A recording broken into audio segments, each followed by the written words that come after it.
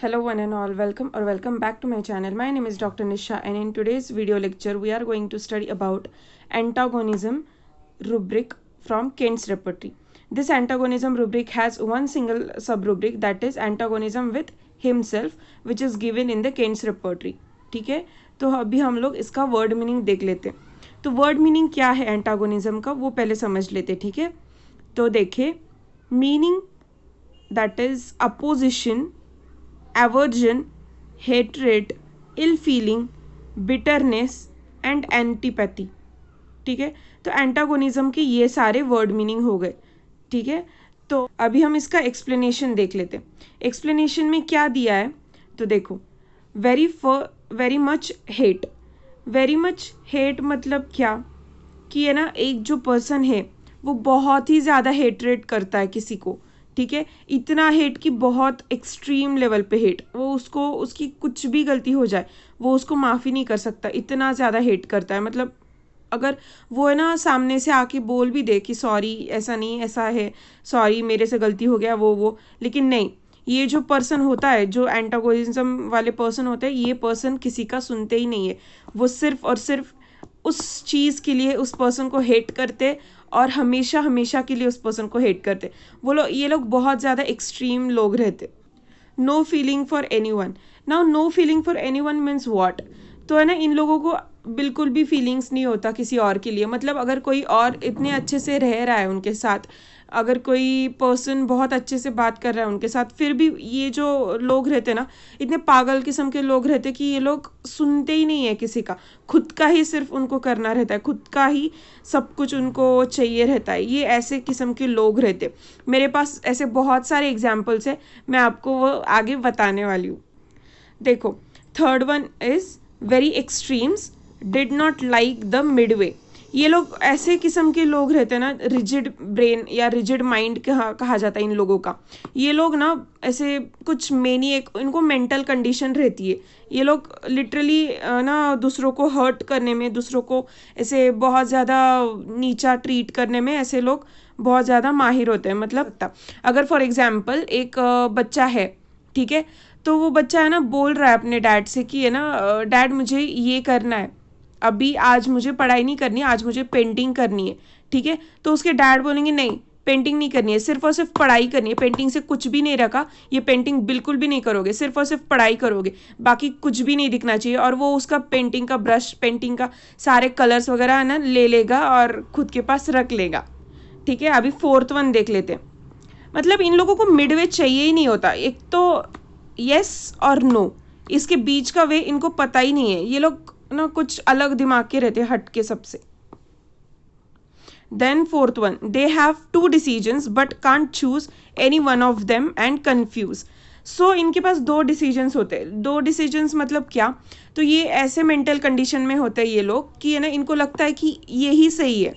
ठीक है, उनके लिए सिर्फ यही सही है और उनके लिए ही नहीं, सबके लिए यही सही है. अगर कोई हेड, फैमिली का हेड मेंबर ऐसे सोचता है, ऐसी सोच रखता है, एंटागोनिज्म की सोच रखता है, तो अगर वो पर्सन को लगता है कि हमें ये चीज़ करनी चाहिए, अगर उनको बच्चों को पसंद भी ना हो वो चीज़, फिर भी वो उन पे लाद देते, थोप देते, वो चीज़ करने के लिए फोर्स करते. उनके बच्चों को चाहिए भी नहीं होता, स्टिल वो लोग है ना मतलब ये एंटागोनिस्ट का पेशेंट उनको करने को मतलब फोर्स करता है. तो ऐसे पेशेंट रहते हैं. और कंफ्यूज क्यों होते हैं, तो कंफ्यूज होते हैं कि अगर ये चीज़ की तो इसकी कॉन्सिक्वेंसेस क्या होंगे, इसको थिंक नहीं करेंगे. लेकिन कंफ्यूज क्यों होंगे कि करना है या नहीं करना है, करना है या नहीं करना है. एक दो बार वो ऐसे करेंगे और फिर ऐसे स्टिफ और रिजिड माइंड बना देंगे कि हाँ ये करना ही करना है. ऐसे होते हैं एंटागोनिज्म के पेशेंट्स.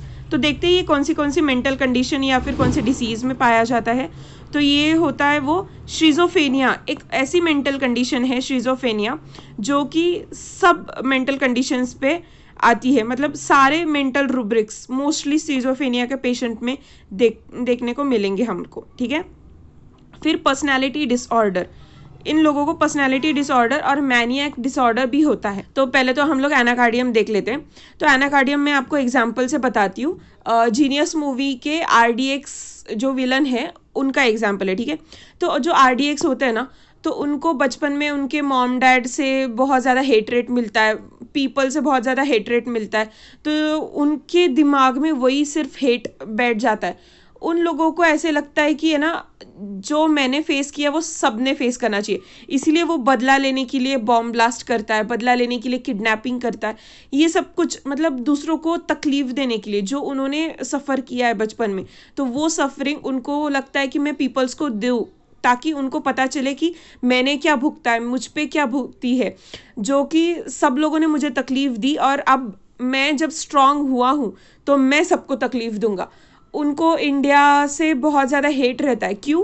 क्योंकि उन्होंने ये सब कुछ सफ़र किया था। तो वो एक बेस्ट एग्जाम्पल है एनाकार्डियम का, ठीक है। फिर आता है ऑरममेट। ऑरममेट की जो पीपल रहते हैं ना, वो बहुत ही ज़्यादा गोल्डन हार्टेड पीपल रहते हैं, क्योंकि ये तो एक मेटालिक रेमेडी और रिच मेटल रेमेडी है ये। तो ये जो पीपल रहते हैं ना, बहुत ही ज़्यादा दूसरों के बारे में सोचते हैं, दूसरों के बारे में बहुत ज़्यादा कंसर्न रखते हैं। मतलब कैसे, अगर एक इंसान है, ठीक है, वो बहुत ज़्यादा गरीब है और किसी एक उसके अच्छे मतलब वेल सेटल दोस्त ने उसकी मदद कर दी, ठीक है, उसको एक अच्छे से प्लेस पे जॉब दे दिया, या फिर उसकी फाइनेंशियल कंडीशन इम्प्रूव करने के लिए कुछ हेल्प कर दिया, बिजनेस ओपन करके दिया। और अगर इस इंसान को लगता है कि है ना यार, ये बिज़नेस में तो पैसा है ही, अगर मैं कुछ और इसमें करूँ तो और ज़्यादा पैसे मिलेंगे, और मैं ब्रांचेस खोलूँ, और मैं दूसरे साइड पे या फिर दूसरे प्लेस पे ये ब्रांच खोलूँ तो और ज़्यादा पैसे मिलेंगे। लेकिन उनको ये भी बैक ऑफ द माइंड लगता है कि नहीं, अगर मैं ऐसे करूँगा तो मेरे जो दोस्त ने मुझे हेल्प की थी जब मैं नीड में था तब, तो उसको है ना बुरा लगेगा मेरे बारे में, क्यों कि ऐसे क्यों किया इसने, मैंने जब इसको हेल्प की थी तो ये ऐसे क्यों कर रहा है मेरे साथ, इसने यहीं पे जॉब करना चाहिए ना, ऐसा वो सोचेगा। इसलिए ये जो लोग पीपल होते हैं ना, ये ऑरम मेटालिकम के पीपल, तो ये लोग ऐसे सोचते हैं कि नहीं, ऐसा नहीं होना चाहिए, मुझे उसको हर्ट नहीं करना चाहिए, इसीलिए वो सेम प्लेस पे जॉब करेगा। भले उसको साइड में अगर बिजनेस खोलने से अच्छा खासा पैसा मिलेगा, फिर भी वो यही सोचेगा कि नहीं, उसने मुझे हेल्प किया तो मैं उसको मतलब उसका ट्रस्ट ब्रेक नहीं करूँगा। ये होते हैं ऑरम मेटालिकम के पीपल, और कंफ्यूज होते हैं डिसीजन में। एंटागोनिज्म कब शो करते हैं ऑरम की पीपल, कि उनको लगता है कि नहीं, करूँ या ना करूँ, करूँ तो उसको हर्ट हो जाएगा, ना करूँ तो मुझे नुकसान है, तो क्या करूँ। लेकिन वो दूसरों के बारे में इतना सोचते कि वो नहीं करेंगे, ठीक है। This are the aurum met because it is a metallic and a rich remedy. Then काली काप, ठीक है। तो काली काप के जो लोग रहते हैं ना, वो फैमिली ओरिएंटेड लोग रहते। मतलब अगर सपोज एक फैमिली में डैड है और उनके 2 बच्चे, ठीक है, तो वो डैड क्या करेंगे कि मैं इतना सेटल हूँ तो मेरे बच्चे भी सेटल हो, ठीक है। तो वो बच्चों पे इतना फोर्स करेंगे, इतना ज़्यादा उनको तकलीफ देंगे ना, मतलब ये करना है तो यही ही करना है, और कुछ भी नहीं करना, जो मैं बोलूँ वही करना है, सिर्फ और सिर्फ उतना ही करना है जितना मैं बोलूँ। मतलब अगर किसी बच्चे ने बोल दिया कि आज मुझे ट्यूशन बंक करना है, तो उसके डैड बोलेंगे क्यों, ट्यूशन क्यों बंक करना है, अगर तू ट्यूशन बंक करेगा तुझे अच्छा जॉब नहीं मिलेगा, तुझे अच्छी सैलरी नहीं मिलेगी, तुझे ये पोस्टिंग नहीं मिलेगी, वो पोस्टिंग नहीं मिलेगी, एग्जाम में तो तेरे कम मार्क्स आएंगे ही आएंगे, लेकिन तेरा फ्यूचर भी बर्बाद हो जाएगा। तो ऐसे किस्म के जो पेरेंट्स रहते हैं ना, वो होते हैं काली काप के पीपल। ये लोग सोचते हैं कि अगर मेरे बच्चे ने आज हॉल्ट ले लिया, आज पॉज ले लिया, या फिर आज रूटीन से उसने ब्रेक कर दी वो रूटीन, तो उसको आगे जाके बहुत ज़्यादा प्रॉब्लम होने वाली। लेकिन वो ये नहीं सोचते कि ये बच्चे का भी कुछ मन होता है, नहीं सोचेंगे, बिकॉज इनका जो मेंटल कंडीशन होता है ना, तो वो मेंटल कंडीशन उस जोन में चला जाता है कि वो लोग किसी और के बारे में सोच ही नहीं पाते, सिर्फ और सिर्फ खुद के बारे में ही सोचते। तो वो पेरेंट क्या बोलेंगे कि है ना, मैं अभी इतना सेटल हूँ, मेरे पास गाड़ी है, बंगला है, घर है, सब कुछ है मेरे पास, तो मेरे बच्चों के पास भी ये सब कुछ होना चाहिए।